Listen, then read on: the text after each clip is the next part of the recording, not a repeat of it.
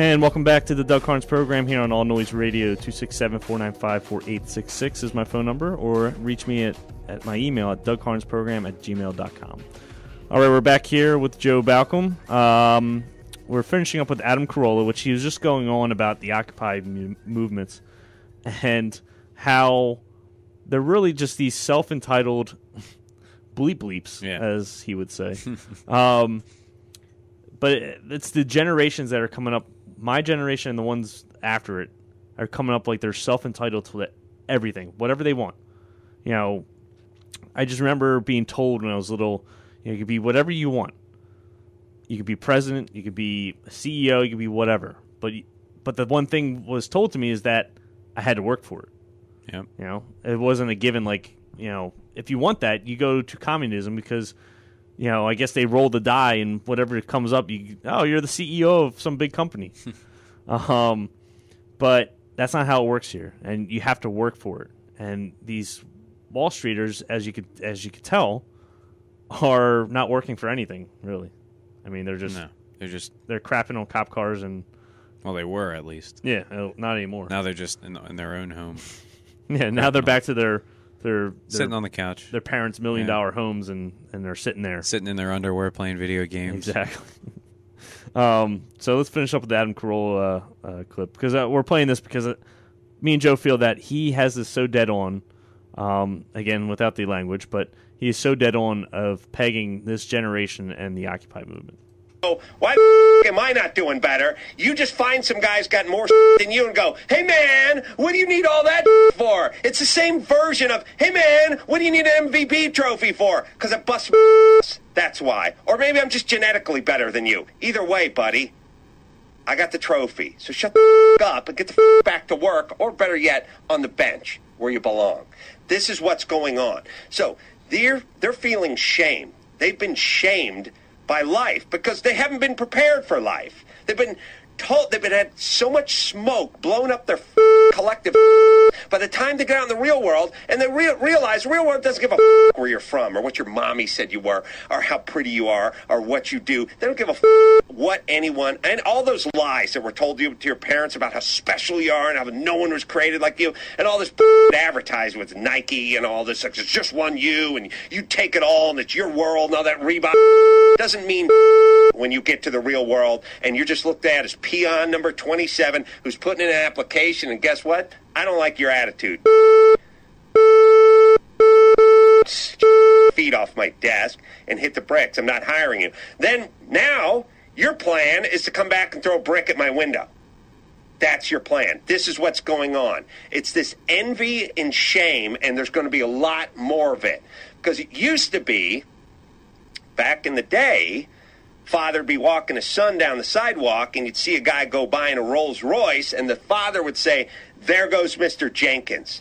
Look up to him. That guy works hard. That guy built a company. That guy built an empire. Now look at him. He's got. And this is exactly our point: is why don't we hold up the rich?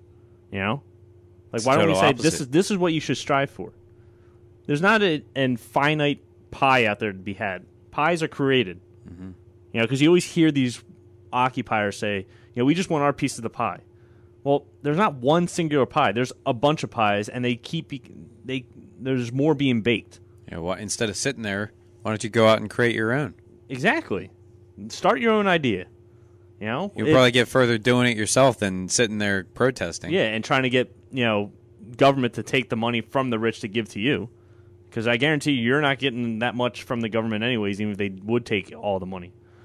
As a side note, I know we were talking about this off air, but our GDP to debt ratio is now over 100%, which means we spend more than what we actually bring in as a total economy.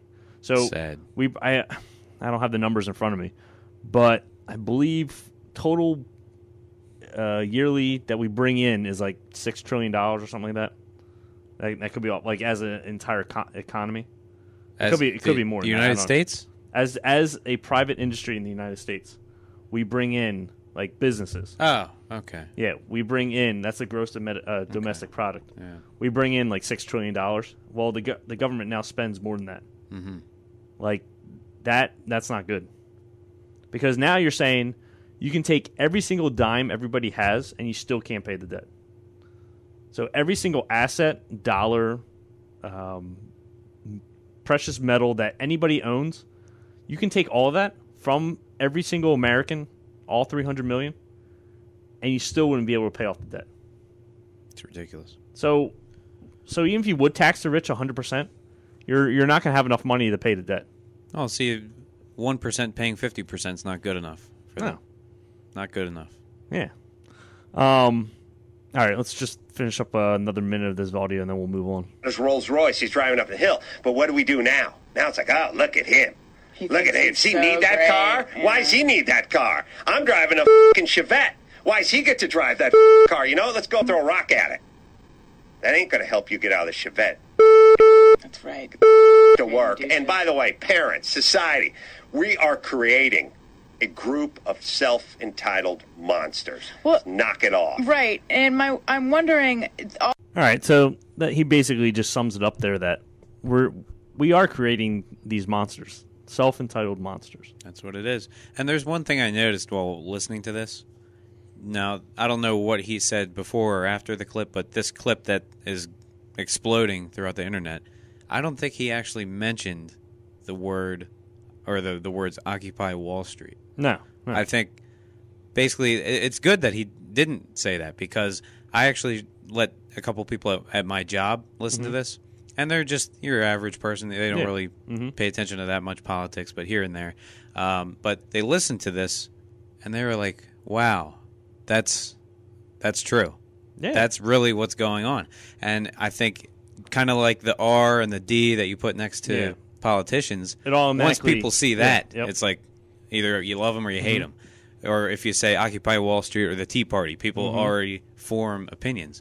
But when he didn't say anything about Occupy Wall Street or any group, he was just describing the behavior. He was talking about Occupy. Oh, yeah, obviously. But in general if you terms, just listen to that, that's basically what's going on. But you're right. That's exactly what you want because I'll have it at times where people will agree with me. I remember dating this one girl a couple years ago that her friends were all like liberal, stuck up college kids or whatever. And they agreed with everything I said. And they're like, oh, so what party are you from? And you put a label on it. Yeah, and I said, well, I'm registered independent, but I kind of lean towards Republicans at times. And then they go, oh my God, like they disagree with everything I said. Shut you out. And it's just so funny. It's all about the label nowadays. Yeah. Nobody wants to do the research or read into things. Because I guarantee almost every American, about 90%, would agree with a lot of values that we all share. But we've so divided ourselves with the D and the R that it's one way or the other way. A lot of Democrats back in 2008, they bashed McCain. But little do they know that he is one of the most moderate Republicans out there. Well, more moderate. He's closer to their side than anybody. He's a cloaked Republican. He's more of a progressive Democrat. So that's what happens when you don't read into things. Like you'll automatically bash McCain, but he actually supports a lot of things progressives. No, you're totally right. And this is what we need to get over. I know that deep down in my heart that we all share almost the same core values. Not all of us. There's definitely a fringe 10% out there that definitely want communism and everything. But I think we all can agree that we enjoy this country has stood the longest. We've had the longest constitutional government known to man for a reason. It's because we've been free and we've had a free market. Yeah, I think there's one country in Europe, like a little tiny country in Europe, that's had longer. Okay. But let me rephrase it. we are the longest superpower country. Yes. Known to man to last with a constitutional government. And there's a reason for that. I mean, communism, whether it's Karl Marx or General Mao, any of them, they only last for like 30-something years and then they collapse on each other because it just doesn't work. It happens every single time. And you look at the demands of these occupiers, it's the same exact stuff that are in the former Soviet Union constitution. The same stuff that they're demanding for. So just go to Russia and advocate for the Soviet Union to come back. That's a perfect example. History always repeats itself if you don't. Very true.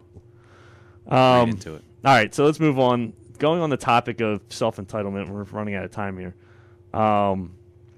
But there's this clip that hit on the internet. Joe's laughing over here. This lady who her fiance was thrown in jail. She had 12 kids, which 10 of the 12 kids are fathered by her fiance. So, I mean, I'm glad she didn't rush into this relationship. I'm glad she thought it through to get engaged with him. I mean, they had 10 kids beforehand, but I mean, I'm glad they thought about it first and waited a while to get engaged and get married. But he was thrown in jail, and now she's left homeless because she was evicted because she couldn't afford the apartment. And let's just play the clip and we'll come back and talk about it. Paying for utilities and stuff, did more than their part. But Adams says her life didn't start to fall apart until social service agencies got involved. Her fiancé, Gary Brown Sr., the man who fathered 10 of her 15 children, was arrested. And Adams says she was left with nothing. I don't have any clothes. People been donating food just around here, just helping me out with food, and I don't have anything. Okay, real quick. On the outside, I feel bad for her. Okay, she doesn't have clothes, whatever. But hey, I don't feel bad for her at all. So I was wrong. She had 15 kids, not 12. So big difference. You know what's causing that problem, okay? You need to cut it off. You made the choice to have 15 kids. It's your responsibility to take care of all 15. It's not my responsibility. It's not Joe's responsibility. It's not your neighbor's responsibility. It's your responsibility. She made her bed. Now she has to sleep in it. Yeah. And she can't. It's called personal responsibility. I'd feel a lot more generous if it was just one kid and her. Like, okay, she had a kid and bad times fell upon. You had 15 kids. You should have thought, but hey, I'm at number 10. Yeah. No money. Yeah, I'm very low income. I'm on number 10. I probably should stop right now in case something bad happens in the future. I should probably stop right now. Yeah, no money, 10 kids, that's fine. It's kind of like the U.S., no money. We're bailing out continents. And okay, let's go and hear what she has to say. Call the Department of Children and Families to see what they've been doing to help. DCF says Hillsborough Kids Incorporated has been helping by paying Adams rent, even providing her furniture. Adams says it isn't enough. Somebody needs to pay for all my children and mine and Gary. Are you serious? All our suffering, all our pain. Somebody needs to be held accountable, and they need to pay. Self-entitled bleep. Bleep. Right there. Like, somebody needs to be held accountable? I'm sorry. Did I have those kids for you? Did I force those kids into your life? That's not my fault. Unbelievable. Like, how can you go... And first of all, you're getting housing and even some furniture from social programs that somebody's tax dollars are paying for, and you're saying it's not good enough? Not good enough. You should be grateful. The person I want to help is the one that doesn't want my help. The one that's trying to work so hard, made the right decisions, and doesn't want my help. Because that's the person I want to help. Because Doug, you're not getting it. It's not enough. It's... We have to give more. We need to give more.